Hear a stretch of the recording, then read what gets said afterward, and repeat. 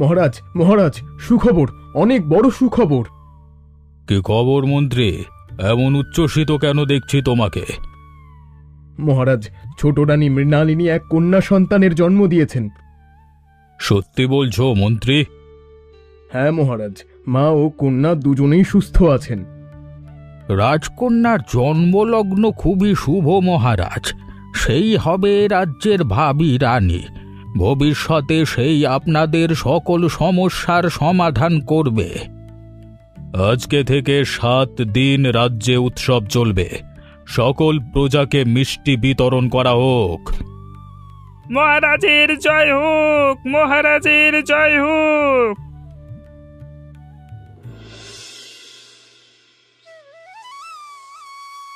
দেখুন মহারাজ, আমাদের কন্যা। দেখলে সুরমা, আজ থেকে এই মেয়ে হবে রাজ্যের উত্তরাধিকারী। আর আমরা, আমাদের কি কোনো মূল্য থাকবে? না, যদি এই মেয়ে বেঁচে থাকে তবে একদিন সব ক্ষমতা ওর হাতে চলে যাবে। তাহলে এখন কি করব? আজ রাতেই এমন ব্যবস্থা করব যাতে কেউ এই শিশুকে আর কখনো কোথাও খুঁজে না পায়। দিদি, আমার খুব ভয় করছে। এখন ভয় পেলে চলবে না, আজই সুযোগ। যদি কেউ দেখে ফেলে? সবাই ঘুমিয়ে আছে, ধাত্রীমাও আমাদের পক্ষেই আছে। দিদি, ছোট জেগে যাবে যে। চুপ। এত সুন্দর একটা মেয়ের কি দোষ ছিল? ওর দোষ সে রাজ্যের উত্তরাধিকারী। আমার আমার মেয়ে, আমার মেয়ে। দিদি, এখনো ফিরে যেতে পারি? না না, এখন আর পেছনে ফেরার পথ নেই।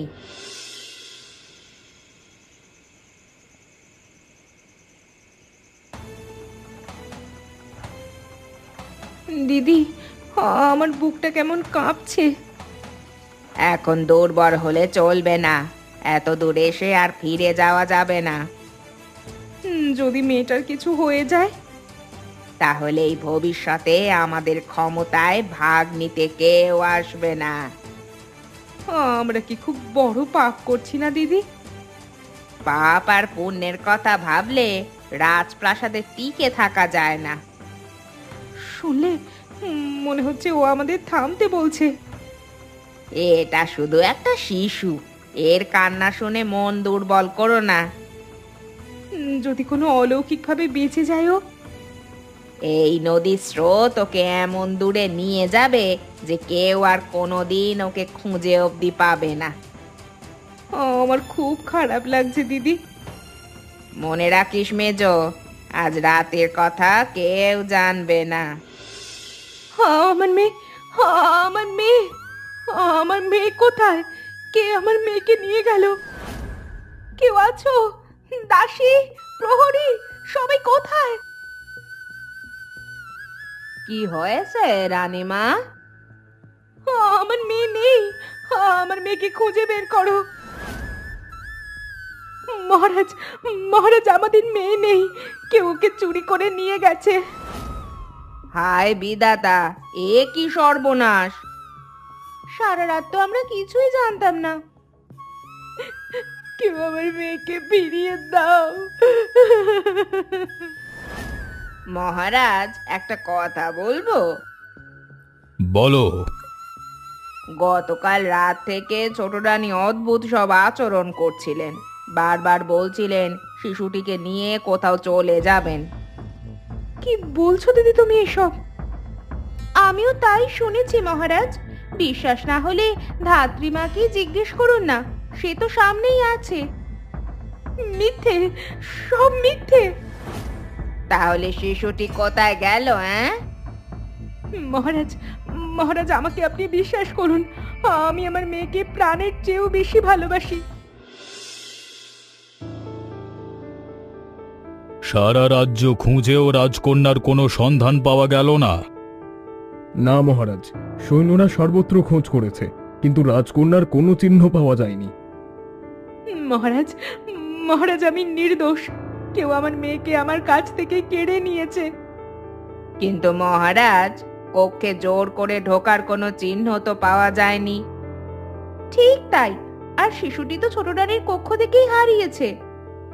তোমরা কেন বারবার আমাকে দোষারোপ করছো দিদি? কারণ ঘটনাগুলো তোর দিকে ইঙ্গিত করছে ছোট। মিথ্যে কথা। হয়তো রানীমা কাউকে না জানিয়ে কোথাও পাঠিয়ে দিয়েছেন, নয়তো অপহরণকারীদের সাহায্য করেছেন। না, আমি এমন কিছু করিনি। মহারাজ, রাজ্যের স্বার্থে সত্য উদ্ঘাটন না হওয়া পর্যন্ত ছোট রানীকে নজরবন্দি রাখা উচিত। হ্যাঁ মহারাজ, তা না হলে প্রমাণ নষ্ট হয়ে যেতে পারে যে। মহারাজ, মহারাজ, আপনি আমাকে বিশ্বাস করুন। আমি আমার মেয়েকে আমার প্রাণের চেয়েও বেশি ভালোবাসি। ছোট রানী, আমি এখন কিছুই বুঝতে পারছি না। সত্য উদ্ঘাটন না হওয়া পর্যন্ত ছোট রানীকে প্রাসাদের উত্তর দুয়ারে বন্দি রাখা হবে। মহারাজ, পা চালিয়ে চলো গিন্নি, না হলে আজ বাড়ি পৌঁছতে পৌঁছতে রাত পেরিয়ে সকাল হবে। কে যে বলেছিল তোমায় নিজেদের রাজ্য ছেড়ে আরেক রাজ্যে গিয়ে সাপের খেলা দেখাতে? আর আমাকে দোষ দিয়ে লাভ নেই, যা হবার হয়ে গেছে। বেশ কিছু টাকা তো পেয়েছি। আরে এত রাতে এই নদীর ধারে বাচ্চার কান্না শোনা যায় কোথা থেকে? তাই তো, আশেপাশে তো কোনো জনমানবের চিহ্ন নেই, তাহলে বাচ্চা আসলো কোথা থেকে? আরে ওই দেখো, নদীর পাড়ে একটা ঝুড়িতে বাচ্চা দেখা যাচ্ছে। তাই তো, এখানে বাচ্চা ভেসে এলো কি করে গো? হ্যাঁ গো, দেখেছো কি মায়াময় মুখ মেয়েটার? মনে হচ্ছে যেন জন্ম থেকেই আমাদের ঘরেই আছে। সত্যি তাই, কাল রাতেও ভাবিনি আমাদের কপালে এমন সুখ লেখা আছে। বিধাতা জানেন কোন মায়ের বুক খালি করে এই শিশুটা আমাদের কাছে এসেছে। হয়তো বিধাতা কোনো কারণেই আমাদের হাতে তুলে দিয়েছেন। আমি কতদিন একটা সন্তান কোলে নেওয়ার স্বপ্ন দেখেছি জানো? জানি গিন্নি, কত মানত করেছো, সাধের পায়ে পড়েছো, সে সবই আমার জানা। আজ মনে হচ্ছে বিধাতা আমার সব কান্নার জবাব দিয়েছেন। দেখো তো কি সুন্দর সোনার লকেট। হ্যাঁ, সাধারণ ঘরের মেয়ের গলায় তো এমন লকেট থাকে না। মনে হচ্ছে কোনো বড় ঘরের সন্তান। তাহলে কি খোঁজ নেওয়া উচিত? যদি বিধাতা চান একদিন ওর পরিচয় নিজেই সামনে আসবে, কিন্তু ততদিন আমরা ওকে নিজের মেয়ের মতো মানুষ করব।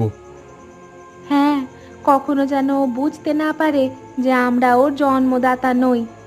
জন্ম থেকেই তার অনেক শত্রু না হলে এমন বাচ্চা মেয়েকে কেই বা নদীতে ভাসিয়ে দেয় বলো? দেখো, মনে হচ্ছে আমাকেই মা বলে ডাকতে চাইছে। তাহলে আজই ওর নাম রাখা যাক। আমি একটা নাম ভেবেছি, কি নাম? রানী। বাহ, খুব সুন্দর নাম। কারণ সে আমাদের ঘরের রানী। সাপুরের মেয়ে তো একেবারে ওস্তাদ হয়ে গেছে, সাপগুলো যেন ওর কথা বোঝে। সবাই সাবধানে থাকবেন, সাপকে কেউ আঘাত করবেন না, ওরাও আমাদের মতোই প্রাণী। আজ তো দারুণ খেলা দেখালি রে মা। সব তোমার শেখানো বাবা। আর আমার মেয়ের সাহসও কম নয়। তোমরা না থাকলে আমি যে কিছু শিখতে পারতাম না। তুই আমাদের গর্ব মা। আচ্ছা মা, একটা কথা জিজ্ঞেস করি? কি কথা মা? এই লকেটটা আমাকে কে দিয়েছিল? আজ তোকে সত্যিটা জানানো দরকার মা।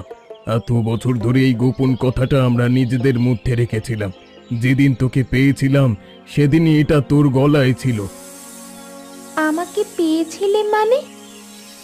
মানে ছোটবেলায় নদীর ধারে পাওয়া গিয়েছিল তোকে। তাহলে কি আমার আসল বাবা মা কোথাও আছে? আমরা জানি না মা। থাক, আমার আর কিচ্ছু জানার দরকার নেই। তোমরাই আমার বাবা মা, আমি তোমাদেরকেই ভালোবাসি। মন্ত্রী, আমার শরীর দিন দিন ভেঙে যাচ্ছে। মহারাজ, আপনি বিশ্রাম নিন, সব ঠিক হয়ে যাবে। না মন্ত্রী, আমি জানি আমার সময় ফুরিয়ে আসছে। আজও আমার মেয়েটার কোনো খোঁজ পাওয়া গেল না। আমরা চেষ্টা করছি মহারাজ। যদি সে বেঁচে থাকতো, আজকে রাজ্যের উত্তরাধিকারী হতো, এ রাজ্যের রানী হতো। এখনো মেয়েটার কথাই ভাবছে। শুনলি মেজ? আমার ভয় হচ্ছে দিদি, যদি কোনোদিন সত্যি বেরিয়ে আসে। 18 বছরেও যখন কিছু হয়নি, এখন আর কি হবে? মহারাজ, আগামী সপ্তাহে রাজপ্রাসাদে বসন্ত উৎসবের আয়োজন করা হয়েছে। রাজ্যের মানুষ অনেক দিন আনন্দ পায়নি, উৎসব হোক। সাপুরে গায়ক নর্তকী সবাইকে আমন্ত্রণ জানাতে হবে। ভালোই হবে, কিছুদিনের জন্য অন্তত সবাই দুঃখ ভুলতে পারবে। আমার শুধু একটাই আফসোস, একবার যদি আমার মেয়েকে দেখতে পেতাম। মহারাজ, আজ রাজ্যের বিভিন্ন প্রান্ত থেকে শিল্পীরা এসেছেন। খুব ভালো হয়েছে, মানুষ অন্তত কিছু সময়ের জন্য আনন্দ পাবে। এবার উপস্থিত হচ্ছে বিখ্যাত সাপুড়ে এবং তার কন্যা রানী। মেয়েটা কত সুন্দর, আর কি আত্মবিশ্বাস। আজ আমার মেয়েটা থাকলে ঠিক এমনটাই বড় হতো। অনেকদিন পরে এমন খেলা দেখলাম। মেয়েটাকে কেমন যেন আপন আপন লাগছে, মনে হচ্ছে ওর সাথে আমার আয়নার সম্পর্ক। না, এটা কি করে সম্ভব? এই জন্মদাগ তো আমার মেয়ের ছিল। তবে কি? না না, আমি ভুল দেখিনি। ওই জন্মদাগ আমি 1000 মানুষের মধ্যেও চিনতে পারবো। ও আমারই মেয়ে। মন্ত্রীমশাই, কি হয়েছে রানীমা? আজ যে সাপুরের মেয়েটি এসেছিল, তাকে একটিবার আমার কাছে নিয়ে আসতে বলেছিলাম। সে ব্যবস্থা করেছেন কি? আমি চেষ্টা করছি রানীমা, ওরা এক্ষুনি এলো বলে। আমাকে ডেকেছেন? আপনার কি শরীর খারাপ? না, মানে তোমার নাম কি? আমার নাম রানী। তোমার বাবা মা? ইনি আমার বাবা। তুমি কি জন্ম থেকেই তাদের কাছে বড় হয়েছো? জানি না, ছোটবেলায় নাকি আমাকে নদীর ধারে পেয়েছিলে। নদীর ধারে? হ্যাঁ। এই লকেটটা তুমি কোথায় পেয়েছো? ছোটবেলা থেকেই আমার গলায় আছে এই লকেটটা। আপনি কাঁদছেন কেন? কারণ তোমাকে দেখলে আমার হারিয়ে যাওয়া মেয়ের কথা মনে পড়ছে। আর এই লকেট দেখেই আমি বুঝতে পেরেছি তুমি আমার সেই হারিয়ে যাওয়া মেয়ে। আমরা ওকে নদীর পাড়ে কুড়িয়ে পেয়েছিলাম রানীমা, তখন থেকেই আমরা ওকে বড় করেছি। আজ আপনার জন্যই আমি আমার মেয়েকে ফিরে পেয়েছি। কেউ না কেউ তো ষড়যন্ত্র করে আমার মেয়েকে আমার থেকে দূরে সরিয়ে রাখার জন্যই এমনটা করেছে। তাহলে কালই আমরা এর অনুসন্ধান করব। এখন কাউকে কিছু জানাবো না আমরা। আমিও তবে আসি এখন। কাল রানীকে নিয়ে আমি রাজসভায় হাজির হব। আগে আমার বুকে আয় মা, তোকে একটু মন ভরে আদর করি। মা, আজ আবার বন্দি রানীকে রাজসভায় আনা হয়েছে কেন? কারণ আজ আমার কাছে এমন একটি কথা আছে যা মহারাজের জানা প্রয়োজন। কি বলতে চাও? গতকাল যে সাপুরের মেয়ে প্রাসাদে এসেছিল, আমি বিশ্বাস করি সেই আমার হারিয়ে যাওয়া কন্যা। 18 বছর পরে হঠাৎ একজন সাপুরের মেয়েকে নিজের কন্যা বলে দাবি করছেন? মহারাজ, নিশ্চয়ই ছোট রানীর কোনো ষড়যন্ত্র এটা। আমি কোনো দাবি করছি না, আমি সত্য বলছি। তোমার বিশ্বাসের কারণ কি? তার কাঁধের জন্মদাগ আর তার গলায় থাকা সোনার লকেট। সাপুরে ও তার মেয়েকে ডেকে আনা হোক। বলো সাপুরে, এ মেয়েটিকে কোথায় পেয়েছিলে? মহারাজ, বহু বছর আগে নদীতে ভাসতে থাকা একটি ঝুড়ির মধ্যে আমরা রানীকে পেয়েছিলাম। তার সঙ্গে কি আর কিছু ছিল? ছিল মহারাজ, একটি সোনার লকেট। মহারাজ, এই চিহ্ন তো রাজ পরিবারের প্রতীক। ধাত্রীমা, আপনি এত ভয় পাচ্ছেন কেন? ধাত্রীমা, সত্যি কথা বলো, তুমি কি কিছু জানো? মহারাজ, আমি সে কি বলবে মহারাজ? ধাত্রীমা বৃদ্ধ হয়ে গেছেন, সে কি বলছে সে নিজেই জানে না। না, উনি অবশ্যই কিছু লুকাচ্ছেন। না হলে তার ভয়ের কারণ কি? আমি রাজ আদেশ দিচ্ছি, যা জানো সব বলো, না হলে সবার করদান যাবে কিন্তু। ক্ষমা করুন মহারাজ, আমি অনেক বড় পাপ করেছি। কি পাপ করেছো? সেদিন রাজকন্যা হারিয়ে যায়নি, তাকে চুরি করা হয়েছিল। কি বলছো তুমি? আমি নিজের চোখে দেখেছি। কার এত বড় সাহস আমার রাজকন্যাকে হত্যা করতে চেয়েছিল? কারা চুরি করেছিল? বড় রানী আর মেজ রানী, তারা চাননি ছোট রানীর কন্যা এই রাজ্যের রানী হোক। মিথ্যে, সব মিথ্যে, আমাদের ফাঁসানোর জন্য এমন বলছে। না, তারা আমাকে সোনার মোহর দিয়েছিল মুখ বন্ধ রাখার জন্য, আর সেই সাথে সত্য প্রকাশ করলে আমার শাস্তি হবে এই ভয় দেখিয়ে আমার মুখ বন্ধ করে রেখেছিল তারা। চুপ করো, আর একটা কথা বললে। আমি আর মিথ্যে লুকোতে পারছি না। আমি নিজ চোখে দেখেছি শিশুটিকে তারা নদীতে ভাসিয়ে দিয়েছিল। এত বড় বিশ্বাসঘাতকতা, আমার রাজ্যে এত বড় ঘোর অপরাধ আমি মেনে নিলাম কি করে? আমি বলেছিলাম আমি নির্দোষ। তাহলে আমি সত্যিই রাজকন্যা? হ্যাঁ মা, তুমি সেই হারিয়ে যাওয়া রাজকন্যা। তাহলে আমি সত্যিই এই রাজ্যের রাজকন্যা? হ্যাঁ মা, তুই আমার সেই হারিয়ে যাওয়া মেয়ে। আয় মা, আমার বুকে আয়। 18টা বছর আমি বুকে আগুন নিয়ে আশায় বেঁচেছিলাম যে তোকে আমি ঠিক খুঁজে পাবো। কত বছর ধরে তোকে খুঁজেছি আমি। প্রতিদিন ভেবেছি তুই কোথায় আছিস, কেমন আছিস। আমি জানতামই না আমার আরেকটা পরিচয় আছে। ভাগ্য আমাকে তোর থেকে দূরে রেখেছিল মা, কিন্তু মায়ের মন তোকে কোনোদিন ভুলতে পারেনি। রানী, রানী, আমাকে ক্ষমা করো তুমি। আমি তোমার কথায় সেদিন বিশ্বাস করলে আর আজ আমাদের এই দিন দেখতে হতো না। আমাকে ক্ষমা করো। মহারাজ, না, আজকে আমি শুধু একজন অপরাধী পিতা।